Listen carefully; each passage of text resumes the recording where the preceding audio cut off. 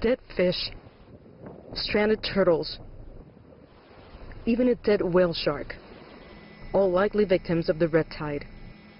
Algae blooms affect the Gulf Coast every year, but this one is particularly menacing and toxic to wildlife and humans.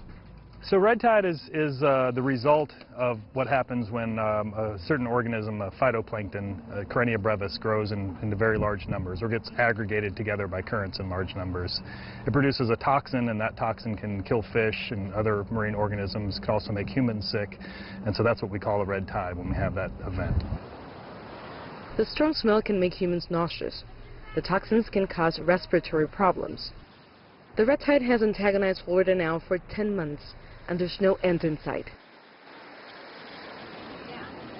Thousands of activists took to the beaches across the state this week to join hands and draw attention to what they see as an environmental disaster.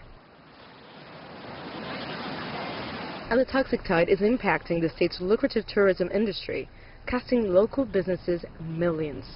These guys are hurting because nobody wants to be around the smell. Home speech code enforcement officials tell me that close to 7,000 people would be enjoying a day like today in these beautiful Florida beaches, but the red tide is scaring them away.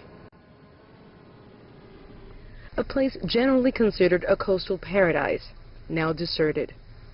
It's been pretty quiet, you know, because of the smell and all the dead fish.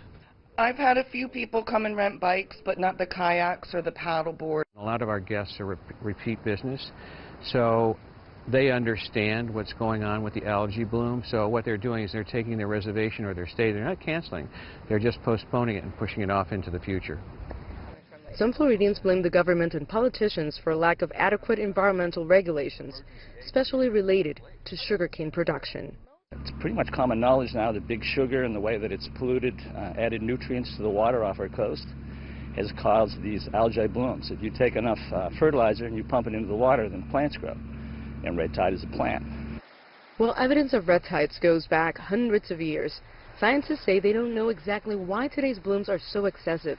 The working theory is that Florida's temperatures, light levels, currents, and chemistry all combine to produce a perfect storm of conditions for the algae to thrive. Nitza, Soledad, Perez, CGTN, Anna Maria Island, Florida.